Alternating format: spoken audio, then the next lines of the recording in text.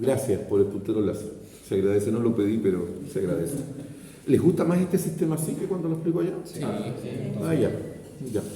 Lo que pasa es que cuando yo lo hago así, el problema que se me suscita es que me como el 50% de la botella.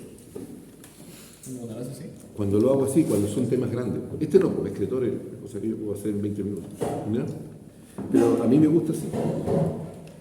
Ya, prestar atención acá. Voy a explicar estas estructuras para ustedes. Miren, hablar del aparato escritor, voy a repetir algunas cosas que ya había comentado en la cátedra. Ustedes saben que tiene que ver cómo el organismo elimina aquellos productos del catabolismo celular. Recuerden que el anabolismo es como yo tengo nutrientes para obtener energía. El catabolismo son los desechos de dicho proceso. Entonces, ¿cómo yo los elimino? El gas ya lo resolvemos, ya sabemos que es por la hematosis a través del aparato respiratorio. Ahí eliminamos el CO2, ¿no es verdad? ¿Y cómo evacuamos los productos de desecho de la degradación de los alimentos? A través de las deposiciones, cuando uno va a obrar. ¿Ya? Suena más elegante, ¿cierto? ¿Ya? Pero ¿cómo los productos del metabolismo, del catabolismo celular los evacuamos? A través de la orina. Para eso lo hacemos a través del aparato excretor, que es un conjunto de otras estructuras que tributan a aquello. Donde acá el rey de todo este pastel es la abeja reina, perdón, son los riñones. ¿Ya? Son los riñones, hay uno izquierdo y otro derecho.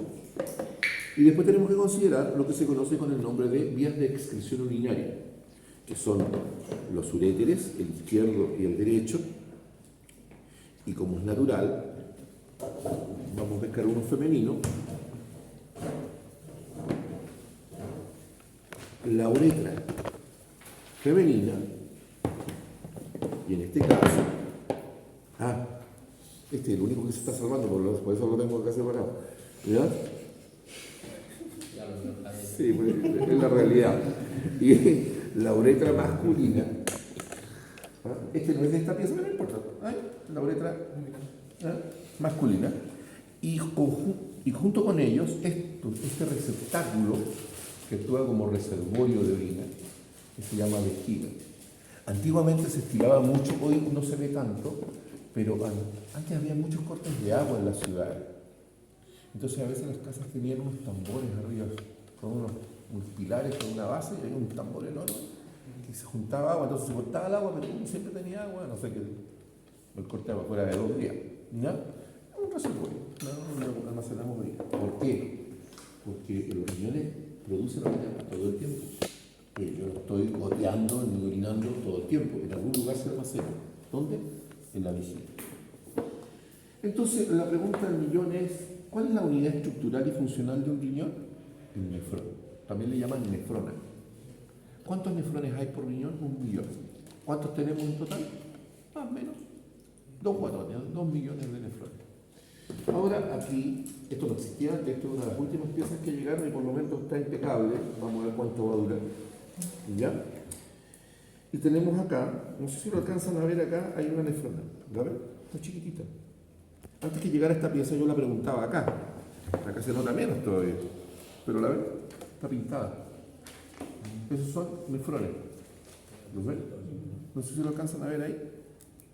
Ahora es más fácil preguntarlo porque acá por lo menos se ve mejor y mucho mejor porque esta es una ampliación de esta imagen. ¿Estamos? Entonces, vemos acá el glomérulo de Malpighi, el túbulo contorneado proximal. Esto que baja hacia la médula renal se llama asa de Henle. No es que sea con J ni con G de gato, sino que es con H, Henle. ¿No? Pero uno lo pronuncia como asa de Henle. Y aquí tenemos el túbulo contorneado distal, que vierte su contenido en este que es un túbulo colector.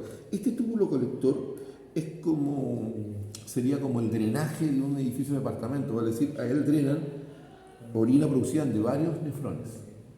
O sea, este tubo colector no es de él, es de varios. ¿Ya? Y es el que drena su contenido hacia el cáliz menor. Que alguien vaya a abrir, por favor. Tenemos un ratito que pase la persona. ¿Ya?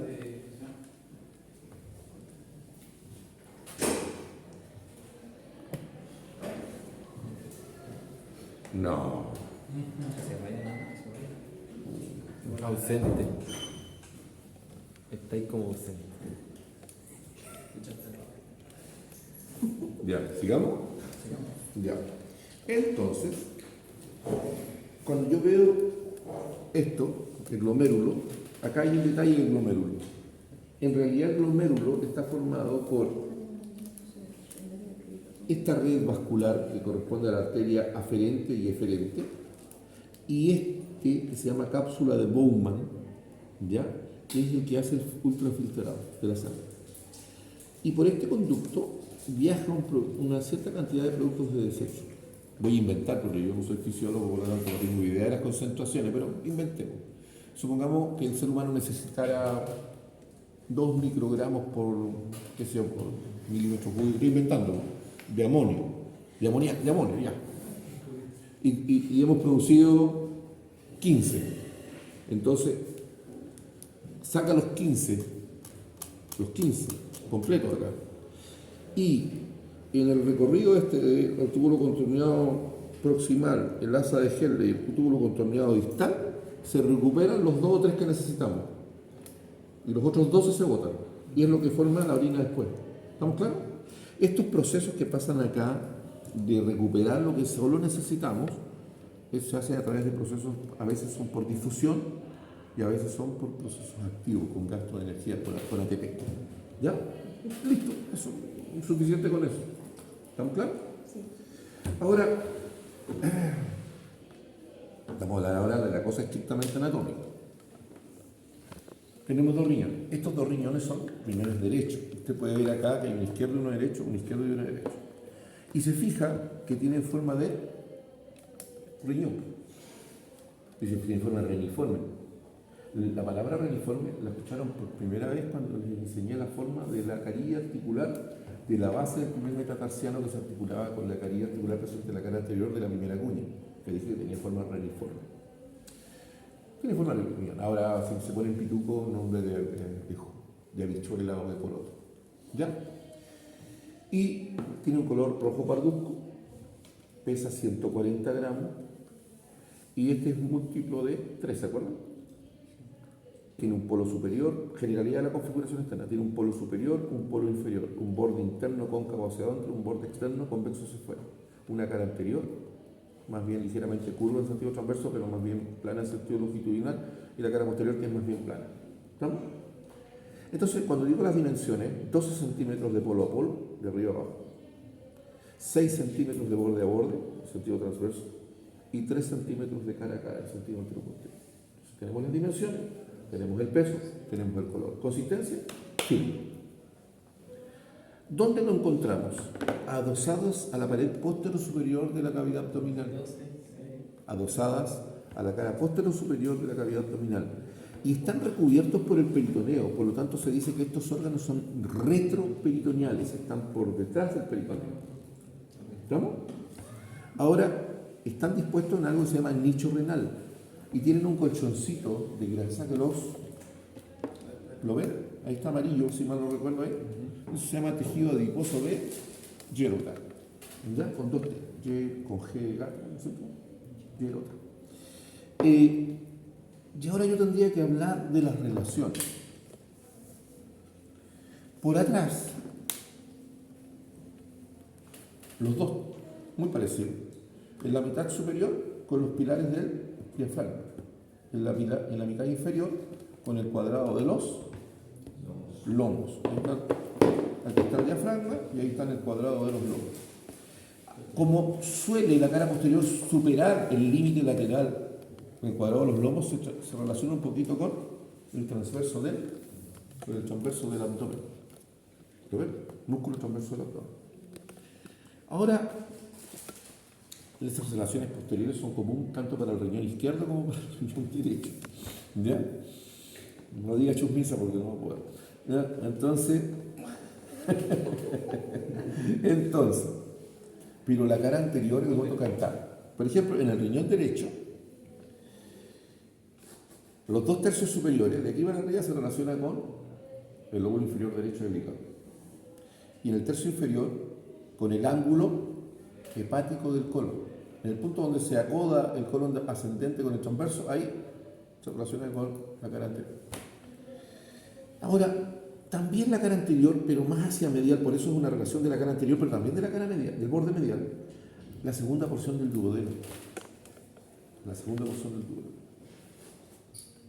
En el caso del riñón izquierdo, aquí, se relaciona con el vaso, con la cola del páncreas. ¿Vamos? Y por su intermedio, con la cara posterior del estómago. El polo superior es fácil, con la cápsula suprarrenal. Y el borde interno, así como este se relaciona, el derecho también se relaciona con el ilio. El ilio es el VAP, ¿se acuerdan? De adelante hacia atrás, vena renal, arteria renal, pelvis renal. Y el borde interno se divide en una región iliar, una suprailiar y otra infrailiar. La suprailiar también con la cápsula suprarrenal y la infrailiar, esta con el inicio del uréter, con la segunda porción del duodeno también. Ya. Pero en el lado izquierdo se relaciona lo mismo con el VAP, por arriba con la cápsula suprarrenal, por abajo con el inicio del uréter. Pero ¿con qué más se relaciona? Con el ángulo duodeno-yeyunal de digestivo, ¿se acuerdan? Con el ángulo duodeno-yeyunal. El polo inferior se relaciona a través de la asa intestinal, del peritoneo con la asa intestinal. ¿No? Bien. El borde lateral ya dijimos que con el colon transverso, el colon ascendente un poquito abajo y con el músculo transverso del abdomen del lado derecho, y del lado izquierdo también se relaciona con el vaso por arriba, el borde externo, y por abajo por el colon descendente. Bien, he dicho las relaciones.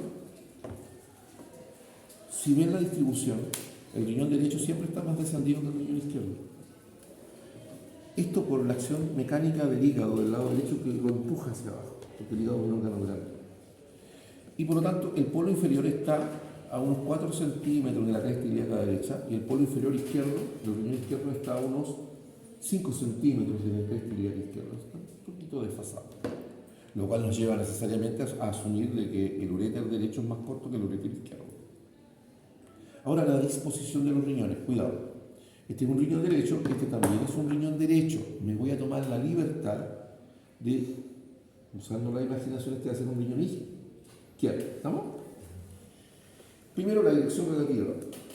Van de arriba abajo, de adentro hacia afuera, y ligeramente de atrás hacia adelante, siendo el derecho más descendido que el izquierdo. A veces están fusionados en el polo superior, eso se llama disposición en nervadura. A veces están fusionados en el polo superior y el polo inferior, eso se llama disposición anular. Y a veces pasa esto más marciano, se llama disposición sigmoidea. El polo inferior izquierdo se fusiona con el polo superior derecho, se llama disposición sigmoidea. ¿Algún problema con eso? Si una persona sana, es una particularidad de ese sujeto. Ahora, cuando yo veo el riñón por dentro, y me gusta este y me gusta este, aparecen dos colores distintos, no sé si lo notan. La zona más rojo parduzca corresponde a la médula renal. La más clara, rojizo amarillenta, corresponde a la corteza renal. La médula renal se organiza en estas estructuras que se llaman pirámides de Malpighi. Algunos, si quieren poner italiano, dicen Malpighi. Y otros más fantasiosos dicen, por eso se llama Pichi. Ya, pero es tontería. ¿Ya? Entonces tenemos las pirámides de Malpighi. ¿Cuántas son? De 8 a 12. Algunos tienen 8, otros 12. Pero yo conozco un tipo que tenía 15. Bueno, es un caso particular, pero el promedio está de 8 a 12. Y dice que tiene forma de cuña de base externa. La verdad es que no son cuñas, porque eso es cuando yo hago el corte, como ven acá los cortes. Pero gracias a Dios en este riñón más viejito se ve con claridad cuando lo dejan 3D, que en realidad es un cono, como si fuera un cono de barquillo, como dicen los peruanos, de una bolita. Entonces, un relieve.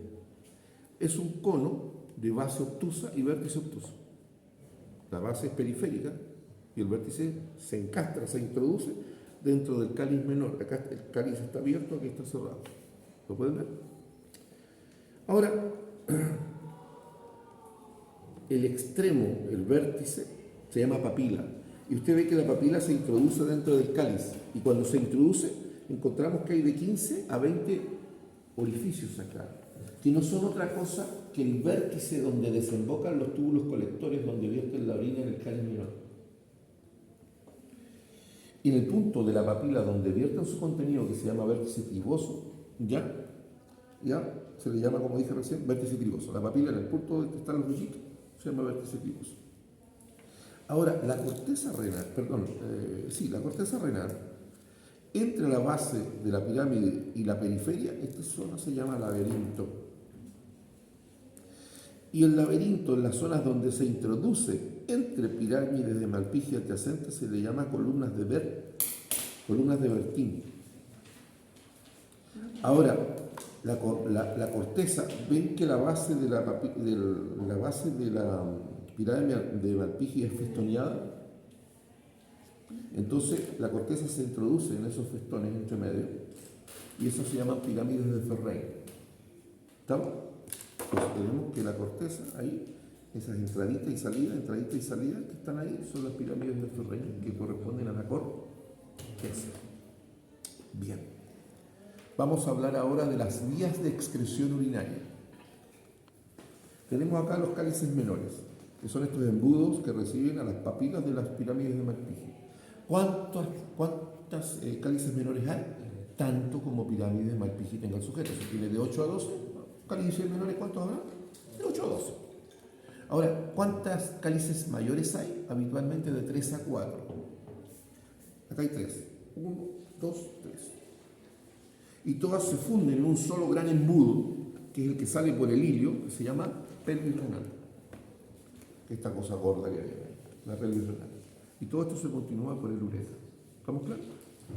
Ya. Uréter. Aquí lo tenemos. El uréter, hay uno izquierdo y otro derecho, ya sabemos que uno es más largo que el otro. ¿Cuál es el más largo? El izquierdo. Es un conducto músculo membranoso que va desde la pelvis renal hasta la vejiga. ¿Estamos? Ahora, ¿cuánto mide? Unos 25 centímetros de largo, por 3 a 6 milímetros de diámetro. Y tenemos 4 porciones. Una porción abdominal, una porción ilíaca, una porción pélvica y otra que se llama intravesical. La abdominal es la más larga y es la que se adosa por detrás, se relaciona por detrás con el psoas. El derecho por fuera con el colon ascendente, el izquierdo por fuera con el colon descendente. El derecho por dentro con la vena cava inferior, el izquierdo por dentro con la arteria aortoabdominal. Y los dos por adelante a través del mesenterio con las asas intestinales. Ahora, la porción ilíaca no cruza las mismas estructuras. No estoy pidiendo que acá esté perfecto, pero al lado derecho lo que cruza es la arteria ilíaca externa. Al lado izquierdo lo que suele cruzar es la arteria ilíaca primitiva. Eso porque este está más descendido. Y después tenemos una porción pélvica, que a su vez se divide en el parietal y visceral, aquella que está adosada a la pared posterolateral de la excavación pélvica. Y la visceral es cuando discurre adosada a la pared externa de la vejiga. Y la más chiquitita, que mide 1,5 centímetros, es la que se introduce dentro de la pared de la vejiga. A ver, cuando se introduce dentro de la pared de la vejiga, no da lo mismo a ver, si yo hago un agujero con un taladro aquí en la madera y lo hago así, el agujero va a tener una longitud equivalente al espesor de la madera, ¿no es cierto? Pero como el uréter incide así, ¿ya? La pared de la vejiga es muy delgada, pero como incide así, la distancia del conducto es de 1,5 centímetros. Incide en un ángulo agudo. Vejiga. Aquí tenemos la vejiga. Vamos como siempre bromeo, dije voy a hablar acá de esta nave espacial que se forma poco menos. Se los había mostrado antes cuando vimos las gónadas al pasar, cuando eran parte de lo que correspondía al componente endocrino, ¿lo recuerdan? Ahí va volando. Tenemos acá. A ver, para que quedemos claros. Esto, aunque usted no lo crea, es más o menos está hecho a escala natural. O sea, este es el tamaño, esta es la vejiga, ¿no es? Este es un útero, este es el recto. Por lo tanto, acá abajo yo puedo ver con claridad la uretra femenina, la vagina y el recto. ¿Estamos claros? De adelante a atrás, la uretra femenina, la vagina y el recto. ¿Estamos?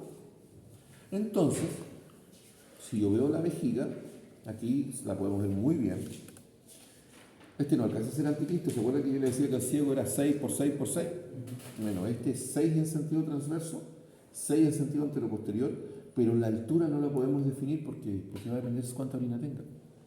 Recuerda que cuando está desinflada, no tiene orina, o sea, después de que voy a orinar y voy saliendo del baño con ya me desocupé, eso está caído. Es como si hubiéramos pinchado un circo y se hubiera caído el techo. Ahí se dice que tiene una forma tetraedra. Por el contrario, cuando está llena de orina, cuando uno está a punto de hacerse pipí, se dice que tiene una forma globulosa. Está como Kiko. Bien llenito. ¿Cuánto puede contener? De 2 a 3 litros antes de explotar. Pero eso, claro, no ha hecho como un cadáver. El cadáver no puede gritar. En un ser humano, estamos hablando de 125 a 300 centímetros cúbicos. Ahí nos vienen las ganas de orinar. La sensación de orinar viene de la mano de cuán distendidas estén las paredes de la vejiga. ¿De qué depende eso? Del sujeto. ¿Se acuerda cuando yo bromeaba con respecto a los mecanorreceptores que estaban en las paredes del recto? Y que había un esfínter rectal estriado y uno liso, el liso involuntario y el estriado es voluntario. Y dije que cuando los mecanorreceptores de la polla rectal se dilataban lo suficiente, le decía que es hora de defecar. Y el sistema nervioso autónomo mandaba la orden y se relajaba el esfínter rectal liso. Y yo bromeando le decía que usted abría los ojos así grandes, me venía ganas de volar. Y usted que contraiga el esfínter anal externo, que es voluntario. Acá pasa algo absolutamente equivalente o similar. Cuando la vejiga se dilata lo suficiente, obviamente el esfínter vesical liso se tiende a relajar. ¿Qué contraigo yo? El esfínter vesical estriado. ¿Quiénes son más exitosos para retener la orina? El varón, porque tiene un esfínter más grande, porque tiene una uretra más larga.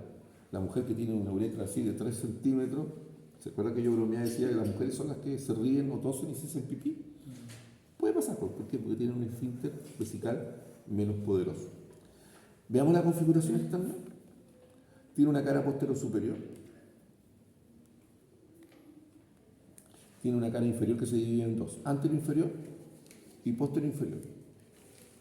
Anterior inferior y posterior inferior. Tiene un borde lateral izquierdo, tiene un borde lateral derecho, tiene un borde posterior, ahí. Y tiene un vértice. Y esta parte de abajo se le llama cuello. Yo lo hice en la cátedra con mucha imaginación, ¿se acuerda?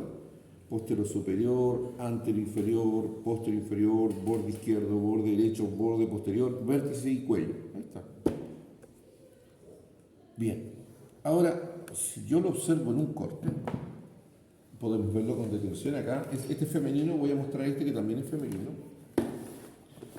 Y podemos ver con suma claridad lo que es la cara posterior superior de la vejiga, la cara anterior inferior de la vejiga, posterior inferior de la vejiga, borde posterior, vértice, y aquí obviamente el borde lateral derecho. No veo bien, así que ahí, por el borde lateral derecho, y por acá estaría el borde lateral izquierdo. Ahora bien, el peritoneo hace unas entradas, se llaman fondos de saco.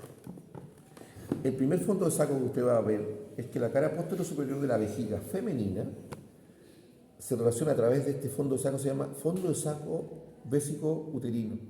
¿Por qué? Porque este fondo de saco vésico-uterino compartimenta y limita la cara posterior superior con la cara anterior del útero. Tenemos este otro fondo de saco, se llama fondo de saco de Douglas o fondo de saco vagino-rectal. Otros le llaman útero rectal, ¿ya? Que entra por aquí. Y después tenemos este ligamento, ¿lo ven? En mi época este ligamento blanco que va del vértice al ombligo se le llamaban uraco.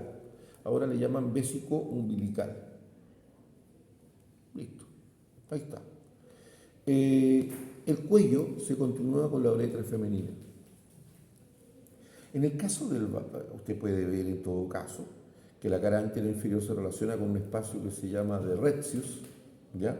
Donde está la sínfisis púbica, la cara posterior del pubis izquierdo, pubis derecho, y acá hay una membrana que se llama aponeurosis umbilico prevesical, aquí. Bien. Suficiente, acá podemos ver que el borde posterior se relaciona a través del cuello uterino, ¿ya? Con el recto, pero directamente con el cuello uterino. Los bordes laterales se relacionan, en el caso del varón, con el uréter, ¿ya? Igual que en la mujer, pero en el varón se le agregan los conductos deferentes. Veamos, acá tenemos el de un varón.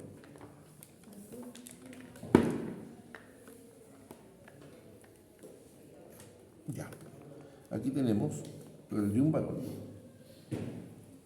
Tenemos la vejiga, ¿la ven? Igual, la cara posterior superior. Aquí no existe el fondo de saco vesicuterino porque no hay útero. Entonces, a través del peritoneo, ¿con quién? Con las asas intestinales y el colon ileopélvico.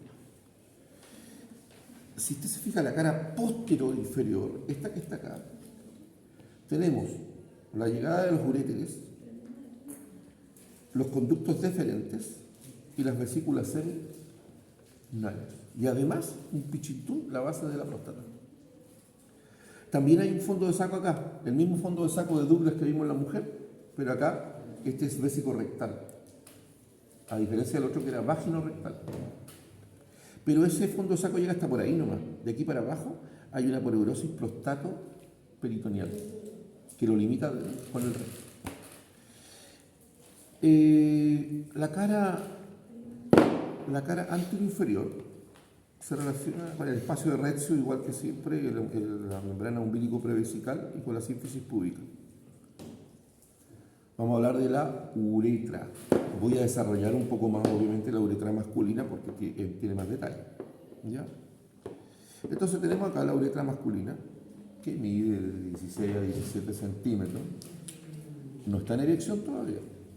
Lo que pasa es que estamos sumando todo lo que no se ve, está por dentro. Y vemos que tiene 3 porciones. Obviamente, la pelvis renal, los uréteres llevan la orina desde los cálices a la vejiga. En la vejiga el rol es almacenarlo en los periodos intermiccionales y después cuando tengo que orinar lo evacúo. Y la uretra es la vía mediante la cual yo evacúo la orina desde la vejiga al medio externo, como es natural. Esta uretra tiene 3 porciones. La que atraviesa la próstata, que se llama uretra prostática, esta que atraviesa acá se llama uretra membranosa, y esta que discurre en el espesor del cuerpo esponjoso se llama uretra esponjosa. Tiene 3 capas. Una capa muscular externa, de fibras longitudinales internas y circulares externas, acá es al revés de lo habitual. Tiene una capa eréctil que corresponde al cuerpo esponjoso y tiene una mucosa. Esta mucosa que está en el interior tiene unas depresiones que yo les hablé, que dije por adelante se llamaban foraminas, que eran las más grandes, y por la pared lateral se llamaban foramínulas. Pero acá sí puedo preguntar por la porción prostática, membranosa y esponjosa. Tiene 3 dilataciones. ¿Cuáles son? La primera dilatación está acá, dilatación prostática. La segunda dilatación está acá. Esta parte del cuerpo esponjoso se llama bulbo del cuerpo esponjoso. Por lo tanto, esta dilatación se le llama dilatación del bulbo del cuerpo esponjoso. Y la última dilatación está acá en el espesor del glande, se llama fosita navicular. Tiene 3 dilataciones. Aquí, los que vinieron a cátedra se van a acordar del fantasmita, que yo le dije que se llamaba verum montanum, que estaba en la pared posterior de la mucosa, de la dilatación, de la primera dilatación prostática de la uretra masculina, y dije que había un orificio que representaba la boca del fantasma y 2 orificios laterales que representaban la desembocadura del conducto eyaculador. Pero la boquita del fantasma correspondía a una entrada, un canal que no tiene fondo, que no tiene salida. Tiene fondo, no tiene salida. Y yo le dije que se llamaba utrículo prostático. Bueno, lo que están viendo ahí, ese canal es el utrículo prostático. Ese canal es el utrículo prostático. No pueden ver los conductos eyaculadores porque para poderlos ver yo tendría que haber hecho el corte hacia los costados, para sagittales, no sagital. En el sagital veo el utrículo prostático. El corte, si fuera para sagital, veríamos los conductos eyaculadores. Acá, ¿por qué hay una dilatación acá que se llama dilatación del bulbo del cuerpo esponjoso? Porque si vemos la otra mitad, vamos a ver que aquí hay unas glándulas que vierten un contenido a través de un conducto excretor chiquitito, no sé si lo ven, esas se llaman glándulas de Cooper, que las voy a enseñar después en reproductor. Estas glándulas de Cooper vierten su contenido, la segunda dilatación de la uretra masculina acá a nivel del bulbo del cuerpo esponjoso.